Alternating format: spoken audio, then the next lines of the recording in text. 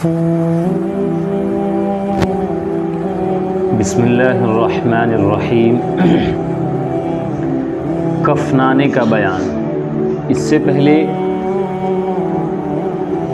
मैयत का बयान गुजरा कि मैयत के साथ क्या करना चाहिए, और उसके बाद नहलाने का बयान चाहिए, और नहाने में क्या क्या काम करना चाहिए और क्या नहीं करना चाहिए, ये सब बातें गुजर गया। अब नहलाने के बाद कपड़े पहनाने की बारी है। उसको कफन बोला जाता है, यानी मुर्दे को मर्द हो तो उसको 3 कपड़े और औरतों को 5 कपड़े। और एक बात और ख़याल रखिएगा कि जितने सारे अहकाम गुजरे हैं ये मर्द और औरत दोनों के लिए है। अलग से ये नहीं पूछिएगा कि औरत को किस तरह से नहाया जाए, औरत के कहाँ से कैसे किया जाए। तो जिस तरीक़े से मर्द के बारे में अहकाम को बयान किया गया है, इसी तरीक़े से औरतों का भी अहकाम है। जो कुछ फ़र्क था वो बयान कर दिया गया है। सतर के मुताल्लिक़ फ़र्क था वो भी बयान किया गया है। बाकी बाएं करवट पर पहले पानी डालेंगे तो दाएं तक पहुंच जाएंगे, और फिर बाएं करवट पर लिटा करके दाएं पर डालेंगे तो बाएं तक पहुंचाएंगे। इस तरीक़े से मर्द को भी नहाना है और औरतों को भी नहाना है। अब उसके बाद कपड़ा पहनाने का बयान जो है मुसन्निफ़ अलैहिर्रहमा बता रहे हैं। मसअला, औरत को 5 कपड़ों में कफनाना सुन्नत है। कितने? 5 कपड़ों में कफनाना सुन्नत है, फ़र्ज़ नहीं है। अगर कोई मजबूरी है तो अगर 5 कपड़े से कम भी है तो चल जाएगा। औरत के लिए एक कुर्ता, कौन कौन से कपड़े होते हैं उनको याद रखिएगा। औरत के लिए एक कुर्ता, दूसरी इज़ार। इज़ार ये लुंगी की जगह पे होता है, जिसको कुर्ता पायजामा बोला जाता है, उसको इज़ार बोलते हैं। चादर को इज़ार कहते हैं। चादर जो ऊपर की चादर से ज़रा छोटी होती है, यानी एक बड़े चादर होते हैं और उसके बाद एक छोटे, यानी नीचे के कपड़े को नीचे के लिए इस्तेमाल किया जाता है, उसे कहा जाता है इज़ार। के माने लुंगी भी होता है। तो चादर से जो थोड़ा सा छोटा हो वो कपड़े। बाज़ औरतें बिल्कुल पायजामा की तरह से करके मुर्दे को पहनाती हैं। ये बड़ी जहालत है। पायजामा की तरह कफन में भी कोई सिलाई नहीं होती है, और उसका पायजामा की तरह भी कटिंग वगैरह नहीं करनी चाहिए, बल्कि कपड़े को जैसे है वैसा ही बग़ैर सिले बग़ैर कटिंग किए, मतलब जो गले काटने का है वो गला नहीं काटेगा तो सर निकलेगा कैसे। तो जो शरीयत ने बताया है उसके अलावा ज़ायद एक भी चीज़ हमें नहीं करनी चाहिए। तीसरे, सरबंद। सरबंद यानी ओढ़नी। बताइए, अल्लाह पाक ने मरने के बाद भी औरतों को दुपट्टे ओढ़ा करके ला रहे हैं, लेकिन आजकल की औरतें क्या कर रही हैं? दुपट्टे को हटा कर चलती हैं, दुपट्टे नहीं संभाल पाते। हालांकि इतनी वज़नी भी नहीं होती। 10 किलो का दुपट्टा हो कहीं, अरे कहीं 10 किलो का दुपट्टा हो जो संभालने में परेशानियां होती हो, ऐसा भी नहीं है। 100 ग्राम का होता होगा, ज़्यादा से ज़्यादा 200 ग्राम बहुत हो गया। उससे ज़ायद वज़न के तो बाल होते हैं, जिस्म के अंदर उतने ज़्यादा मैल कुचैल होते हैं, उसको संभाल रखते हैं, लेकिन दुपट्टे को नहीं संभाल पाते हैं। लेकिन ये सबक आमोज़ है ये कफन के बयान से, कफन के कपड़े से, कि मरने के बाद जब अल्लाह तबारक व तआला दुपट्टे में बुला रहा है, फिर ज़िंदगी में तो और ज़्यादा ज़रूरी है। ज़िंदगी में और ज़्यादा ज़रूरी है, जिसको हम लोग करते नहीं हैं। चौथे, चादर। चौथा क्या होना चाहिए? चादर। पहला कुर्ता, दूसरा छोटे इज़ार, और तीसरा सरबंद, चौथा बड़ी चादर, और 5वां सीना बंद। सीना बंद एक अलग से आता है। वो सरबंद मतलब वो लेकर के बाल को अमेट करके रख दिया जाता है सीने पर, और सीना बंद जो सीने पे कपड़ा जो है रखा जाता है। इज़ार सर से लेकर पाँव तक का होना चाहिए। इज़ार यानी चादर जो है कहाँ तक होना चाहिए? सर से लेके पाँव तक होना चाहिए। और चादर इज़ार से एक हाथ बड़ी हो। चादर जो है इज़ार से एक हाथ बड़ी होनी चाहिए, यानी इज़ार को जो नाफ से लेके पाँव तक पहनाया जाता है इससे एक हाथ बड़े, यानी सर से थोड़ा सा बाहर, एक एक बालिश बाहर रखें, बेहतर रहेगा। चादर का मतलब ही होता है पूरे बदन को ढक जाना। चादर इज़ार से एक हाथ बड़ी हो और कुर्ता गले से लेकर पाँव तक हो। कुर्ता कहाँ तक होना चाहिए? औरतों का गले से लेकर के पाँव तक, पूरा नीचे तक। ये नहीं कि यहीं तक जो है रानों तक ही का जो लिबास पहनती हैं तो बिल्कुल इसी के हिसाब से कुर्ता तो यहीं तक पहनती है भाई, यहीं तक डालो, नहीं। कहाँ तक डालना चाहिए?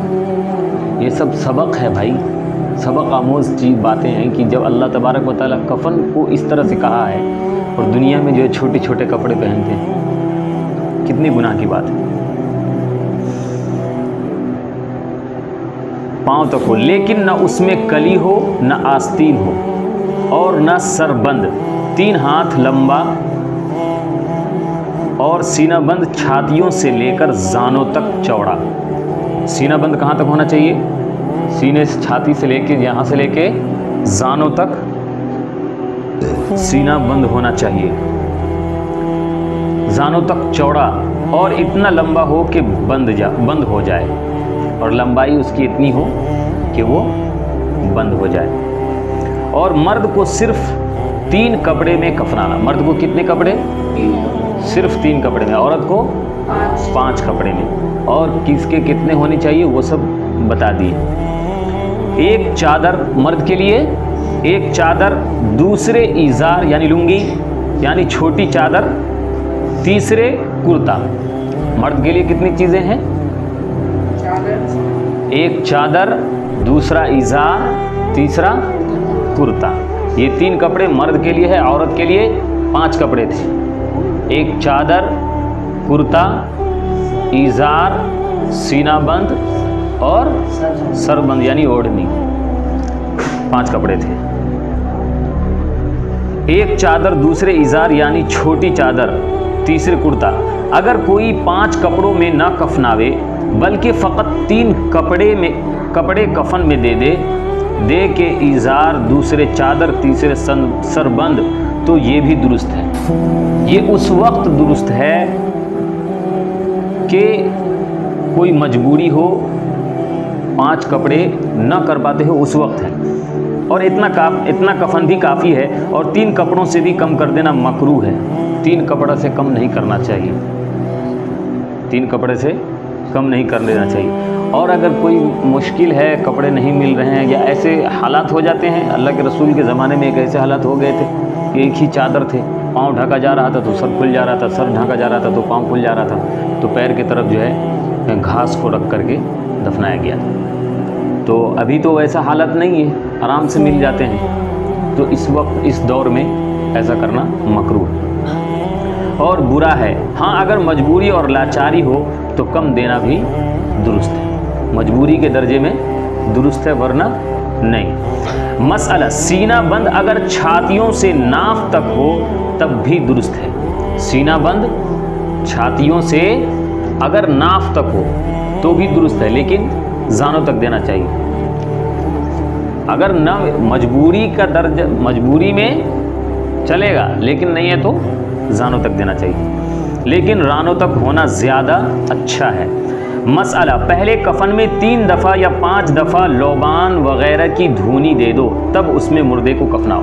अतर नहीं लगाना चाहिए, बस क्या करना चाहिए, कपड़े में लोबान वग़ैरह की धूनी दे देना चाहिए। उसके बाद कफन को क्या करना चाहिए, पहनाना चाहिए। मसला, कफनाने का तरीक़ा ये है कि पहले चादर बिछाओ। अब जो है कफन पहनाने का तरीक़ा बता रहे हैं। सबसे पहले क्या करना चाहिए, मय्यत को रखने से पहले चादर को बिछाना चाहिए। फिर इज़ार को चादर के बाद इज़ार, उसके ऊपर कुर्ता। पहले चादर डाल दें, फिर इज़ार डाल दें, फिर कुर्ता। कुर्ते के ऊपर का दामन चुनकर सरहाने कर दो।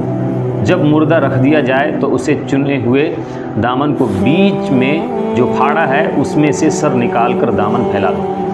यानी सर का कुर्ता का जो है 2 पल्लू होता है, एक ऊपर का एक नीचे का। तो दोनों के दरमियान जब जहाँ से मोड़ा जाता है तो गले को निकालने के लिए बीच से कपड़े को गला काटा जाता है। तो ऐसे करके कपड़े बिछाएंगे और उस एक कपड़े को ऊपर रख देंगे। जब उसके मय्यत को रखने के बाद उस कपड़े को क्या करेंगे, नीचे की तरफ कर देंगे तो सर जो है बाहर निकल जाएगा और कपड़े अंदर हो जाएंगे, जिस्म छुप जाएंगे। फिर मुर्दे को उस पर ले जाके पहले कुर्ता पहनाओ। मुर्दे को ले जाना चाहिए, फिर ऊपर से कौन सा कपड़ा आएगा, क्योंकि कुर्ता आखिर में रखा गया है। तो कुर्ते को पहनाओ और सर के बालों को 2 हिस्से करके कुर्ते के ऊपर सीना पर डाल दो। कुर्ते के ऊपर कुर्ता पहना देना है, उसके बाद सर के बालों को 2 हिस्से करना है। सर के जो बाल होते हैं ये औरत के मुतालिक है, 2 हिस्से करना है। 2 हिस्से करने के बाद कुर्ता के ऊपर डाल दो। एक हिस्सा दाहिनी तरफ और एक हिस्सा बाएं तरफ, दोनों सीने पर रखना है। तो आधा दाएं तरफ, आधा बाएं तरफ। उसके बाद सरबंद सर पर और बालों पर डाल दो। सरबंद जो डालेंगे तो उसी में उस बाल को लपेट करके रख देंगे ताकि वो बाल भी छुप जाए। बाल भी खुला ना रहे, बाल भी अलग से ही सतर है। इस चीज़ का ख्याल रखा करना चाहिए नहीं बल्कि रखना ही है, न रखने से गुनहगार। उसको न बांधो न लपेटो, फिर इज़ार लपेटो। सरबंद सर पर और बालों पर डाल दो, उसको न बांधो न लपेटो, फिर इज़ार लपेटो। बाल को रखने के बाद सरबंद डाल देने के बाद क्या करना है, इज़ार को लपेटना है। कुर्ता के नीचे क्या था, इज़ार था। अब इज़ार को क्या करना है, लपेटना है। पहले बाएं तरफ, ये चीज़ का भी ख्याल रखना चाहिए, पहले बाएं तरफ से लपेटना है, फिर दाहिनी तरफ। उसके बाद सीना बंद बांध दो। उसके बाद सीना बंद बांध दो, फिर चादर लपेटो। सीना बंद जो था उसको क्या करना चाहिए, बांध देना चाहिए, फिर चादर लपेट देना चाहिए। पहले बाएं तरफ फिर दाहिनी तरफ। सब कपड़ों में क्या है, पहले दाएं तरफ और फिर बाएं तरफ। नहलाने में भी क्या सूरत थी, पहले बाएं तरफ से पानी डाला जाए, फिर दाहिनी तरफ से। फिर किसी धज्जी से पैर और सर की तरफ कफन बांध दो। धज्जी यानी टुकड़ा, कपड़े का जो टुकड़ा जो पतला सा काटा जाता है उसको क्या बोलते हैं, धज्जी। कफन बांध दो और एक बंद से कमर के पास भी बांध दो कि रास्ते में कहीं खुल न पड़े। कमर पे भी बांधना है और सर के पास भी बांधना है और पैर के पास, 3 जो है गिरह लगा देना चाहिए, इसलिए कि रास्ते में ले जाने में कफन उड़ न जाए, खुल न जाए। मसला, कफन में या कब्र के अंदर अहदनामा या अपने पीर का शजरा या और कोई दुआ रखना दुरुस्त नहीं है।